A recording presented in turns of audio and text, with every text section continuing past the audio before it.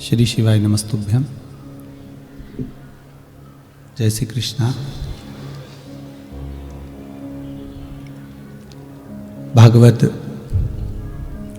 व्यासपीठ को नमन करते हुए व्यासपीठ पर विराजमान परम पूज्य श्री देवकीनंदन ठाकुर जी महाराज, जिन्होंने जिस समय पर लोग गोवा की ओर रुख कर रहे थे और घूमने के लिए कहीं ना कहीं होटल जा रहे थे, उस समय पर परम पूज्य देवकीनंदन महाराज श्री ने भागवत की अलग जगाकर सबको वृंदावन की रुख करा दी। उसके लिए प्रणाम करता हूँ। हमारे मध्य में विराजमान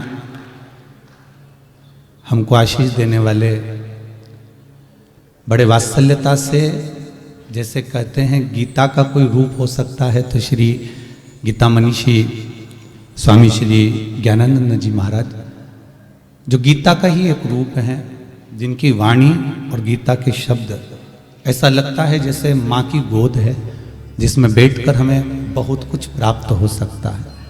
तो ऐसे परम पूज्य स्वामी श्री ज्ञानानंद जी महाराज जी गीता मनीषी, जिनका सुंदर आशीर्वाद आप और हमको अभी मिला।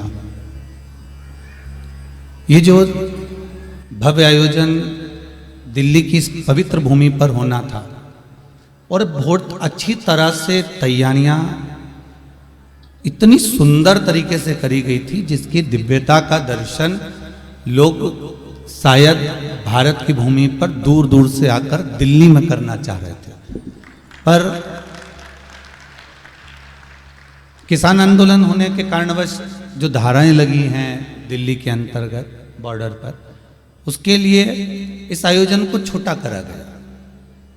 आयोजन छोटा हो सकता है, पर अपनी जन्मभूमि को, भगवान कृष्ण की जन्मभूमि को वापस लाने का हमारा संकल्प छोटा नहीं हो सकता। जो संकल्प आप प्रशासन या राजनीतिकरण या प्रशासन इसको छोटा कर देवे, उससे कोई फर्क नहीं पड़ता है महाराज। वाणी को, अपने भीतर के जज्बात को, अपने भीतर के जज्बे को और अपने भीतर की कर्मशैली को आप कम नहीं कर सकते। परम पूज्य देवकीनंदन महाराज श्री, जिन्होंने अभी हमने कहा कि बच्चे, नवयुवक बेटा बेटी गोवा जा रहे थे, नवयुवक बेटा बेटी कहीं ना कहीं जा रहे थे, और उस समय पर जब भागवत की जरूरत थी, उस समय पर जब श्रीमद् भागवत की जरूरत थी, तब ये वृंदावन के लाल, तब ये ब्रज की भूमि से निकलकर बाहर आए और उन्होंने कहा कि भागवत को कुछ नई तरह से जनमानस में पहुंचाया जाए, जिससे जनमानस के जो रुख नवयुवक टीम गोवा की, शिमला की घूमने के लिए विदेश की कर रही है, वो घूमकर वापस वृंदावन आए। और वो इनका जो संकल्प था वो पूरा भी हुआ। और आज जो संकल्प लेकर ये व्यासपीठ पर बैठे हुए हैं, जो संकल्प इनका वृंदावन में सारे भक्तों को लाकर ब्रजभूमि में छोड़ने का था, वो संकल्प तो इनका सफल हुआ ही, पर आज फिर एक और संकल्प लेकर बैठे हैं। वो संकल्प है भगवान कृष्ण की जन्मभूमि को विधर्मियों से मुक्त कराना। और वो होगा जब होटलें खाली हो गई और तीर्थ भरा गए, तो ये पक्का है कि जो विधर्मी हैं वो भी व्रत छोड़कर, जैसे अवध छोड़कर भागे हैं, वो व्रत छोड़कर भी भागेंगे। ये निश्चितता है, ये पक्का है। थोड़ा समय लग जाएगा। अभी अभी भले पंडाल आप छोटा करवा सकते हो, लोगों को आने से रोक सकते हो, पर मेरे भगवान कृष्ण की जन्मभूमि अब शीघ्र बनेगी और निश्चित उसी जगह पर बनेगी। और जो जो मूर्तियां मुगलों ने खंडित करी है, जैसा कि परम पूज्य देवकीनंदन महाराज श्री ने हमको बताया, उनके माध्यम से कई लोगों को ज्ञात नहीं था, कई लोगों को इस जन्मभूमि के मूर्तियों के बारे में भी ज्ञात नहीं था। जो इन्होंने बताया कि उन मूर्तियों को ले जाकर तोड़कर मुगलों ने आगरा के कई स्थानों पर उसको लगा दिया तोड़ कर। तो ये जो बताया गया और बहुत अच्छी आपकी जानकारी जनमानस में पहुंची। और आज जैसे अवध के लिए लोग सामने आए थे, वैसे ही आज भगवान कृष्ण की जन्मभूमि के लिए, उसकी मुक्ति के लिए लोग आगे आ रहे हैं। उसके लिए मैं बहुत बहुत साधुवाद देता हूँ। और आपका जो संकल्प है वो संकल्प साधारण नहीं है। आपका जो संकल्प है, नवयुवक बेटा बेटियों के हाथ में मोबाइल तो रहता है, नवयुवक बेटा बेटियों के हाथ में गाड़ी की चाबी का छल्ला तो रहता है। वो संकल्प आपका कि उन्होंने, परम पूज्य देवकीनंदन महाराज श्री ने जो बेटा बेटियों के हाथ में मोबाइल देखा, चाबी का छल्ला देखा, उसको देखकर इन्होंने ये विचार करा तो हाथ में माला और गले में कंठी क्यों नहीं आ सकती, वो भी एक ला कर दिया, वो भी एक जनमानस में ला कर दिया।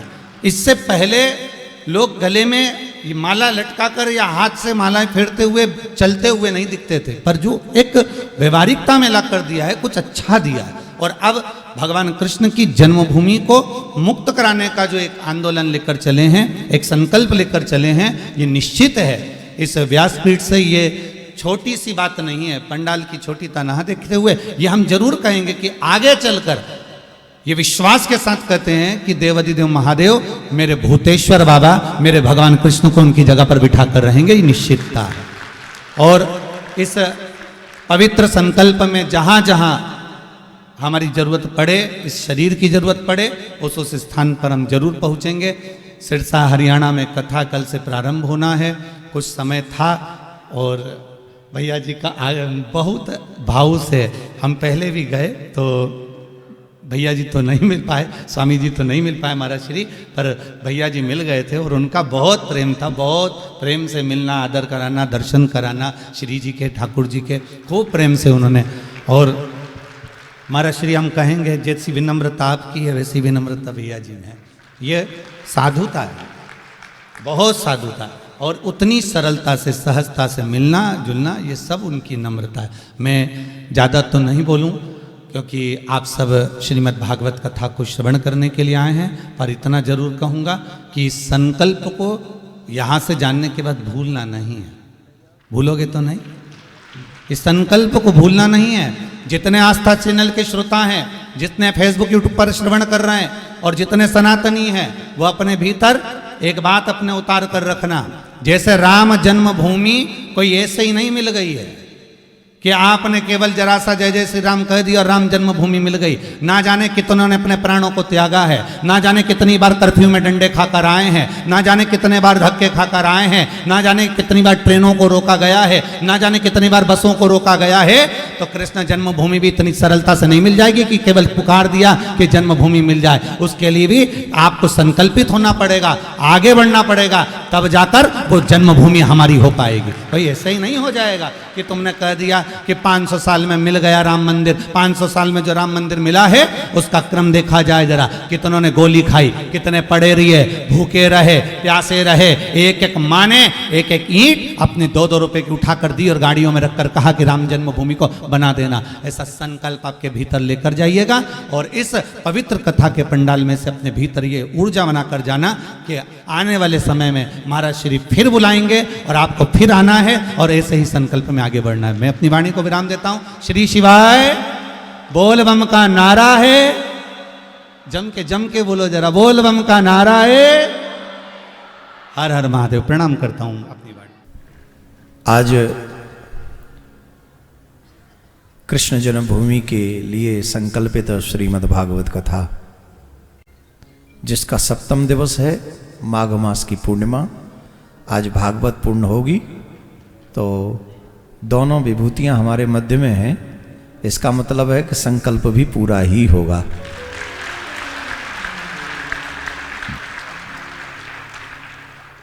पूज्य महाराज श्री जब राम मंदिर के विषय में अभी आप बता रहे थे,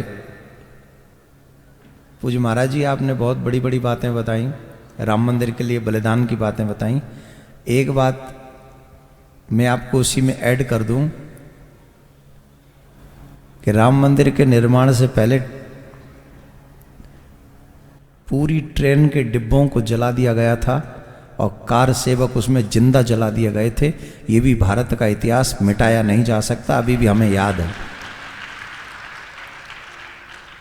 और आज से ये जो संकल्प, जिस समय मैंने ये पढ़ा था ना, कि भगवान श्री कृष्ण के मंदिर को तोड़कर छवियों को जामा मस्जिद की सीढ़ियों में गाड़ा। उस समय मैं अकेले में बैठ कर रोया था। और अभी भी जब आप चर्चा कर रहे थे, मैं लाख कोशिश कर रहा था अपने आप को रोकने की, फिर भी मेरे भाव निकल गया। जिस भगवान की कथा कहते हुए हमें 28 साल हो गए, अगर उस ईश्वर की छवि को आज भी कोई कुचल कर जाता है और हम कथा कहें, तो मुझे लगता है कि मेरे बस की बात नहीं है, ये मैं ऐसा काम कर नहीं सकता। इसलिए सबसे पहला काम उस केस को पढ़ने के बाद, किताब को पढ़ने के बाद, हमने जामा मस्जिद पे केस कराया आगरा में, केस कराया आगरा में, और उसकी डे बाय डे प्रयास कर रहे हैं कि उसकी सुनवाई हो। पर ये जो कृष्ण जन्मभूमि पर भी केस चल रहा है हाई कोर्ट में, अब मुझे बड़ा प्रसन्नता हो रही है कि आज माघ मास के दिन स्वयं कृष्ण भी बैठे हैं यहाँ और स्वयं भोले बाबा भी बैठे हैं। आप सच मानिए, अगर ये बात सत्य है व्यासाय विष्णु रूपाय, तो ये गीता का ज्ञान देने का काम सिर्फ कृष्ण ही कर सकता, कोई और नहीं कर सकता। तो पूज्य ज्ञान के प्रकाश को, गीता के ज्ञान को हम तक पहुंचाने वाले पूज्य महाराज श्री साक्षात कृष्ण के रूप में आए हैं आज ये संदेश देने कि कृष्ण जन्मभूमि का संकल्प पूर्ण होगा, इसमें कोई दो राय नहीं। दूसरी तरफ भोले बाबा त्रिशूल लेके आए हैं। दोनों का रुख ऐसा दिखा भी इस प्रवचन में। मेरी कथा के बाद मैं जब मैं बोल लूं, अब तो बोलना ही पड़ेगा क्योंकि आज 7वां दिन है, तो मेरे कथाक्रम जब पूरा हो जाए तो इन दोनों के प्रवचनों को सुनना। एक वही भगवान श्री कृष्ण की तरह हमें गीता का ज्ञान दे रहे थे, जैसे अर्जुन को तैयार कर रहे थे कि खड़े हो जाओ, गांडीव उठाओ, समय होगा, अधिक देर तक बादल सूर्य को छिपा नहीं सकते। वही स्टाइल भगवान श्री कृष्ण वाला पूज्य महाराज जी में दिख रहा था। मतलब हमसे कह रहे थे तुम आगे बढ़ो, पर ईंट पत्थर मत ले लेना हाथ में, तुम आगे बढ़ो। तो पूज्य महाराज जी ने बड़े अच्छे से हमको समझाया, इशारा, ये मार्ग है। और जब भोले बाबा की बारी आई तो सीधे भूतेश्वर से शुरू हुए।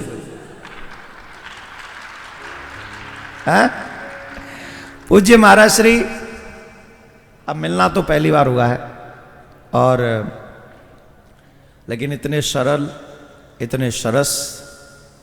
तो पूज्य महाराज श्री ने जिस स्टाइल में बताया है कृष्ण जन्मभूमि के विषय को, ये वही महाकाल, उधर से ही आते हैं ना, मध्य प्रदेश से। अगर ये आते काशी से तो फिर विश्वनाथ वाली बात करते हैं, पालन पोषण वाली। आए कहाँ से? मध्य प्रदेश, उज्जैन, महाकाल है, कौन सा है, क्या बोलते हैं उसको, अकाल मृत्यु वो मरे जो काम करे चांडाल का, काल उसका क्या करेगा जो भक्त हो महाकाल का, भक्त हो महाकाल का। तो हमारे पूज्य महाराज श्री ने उसी स्टाइल में सनातनियों को जगाने का प्रयास किया है।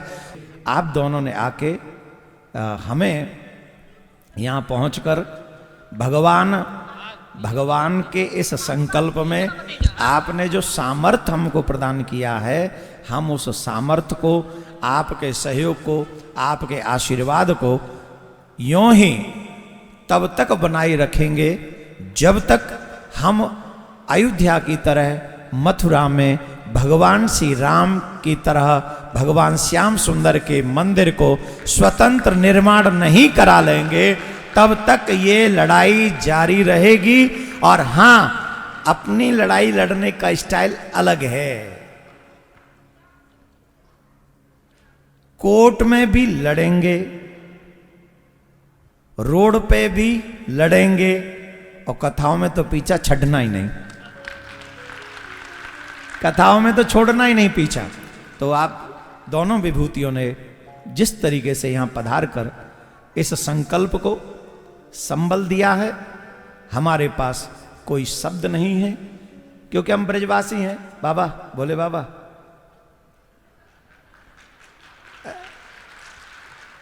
तो बोले बाबा हम ब्रजवासी हैं। और एक बात ध्यान रखिए हो बाबा, बोले बाबा जितना भाई ठाकुर जी से प्यार करते ना शायद ही किसी से करते हो। गोपी बन गए हमारे कन्हैया के चक्कर में, इतना प्यार करे गोपी बन गए। तो वैसे ही आप भी हमारे कन्हैया से उतना ही प्यार करते हैं। ब्रज में आपका आना जाना है, मेरा दुर्भाग्य था आप पधारे और हम मिल नहीं सके, तो अब यहाँ मिलना था और इतने बड़े संकल्प में मिलना था, इसलिए यहाँ से ठाकुर जी ने ये समय निश्चित किया हुआ है। हम आगे भी यही आशा रखेंगे कि आप आगे भी संकल्प से दोनों का आशीर्वाद हमको मिलता रहेगा। पूज्य महाराज श्री का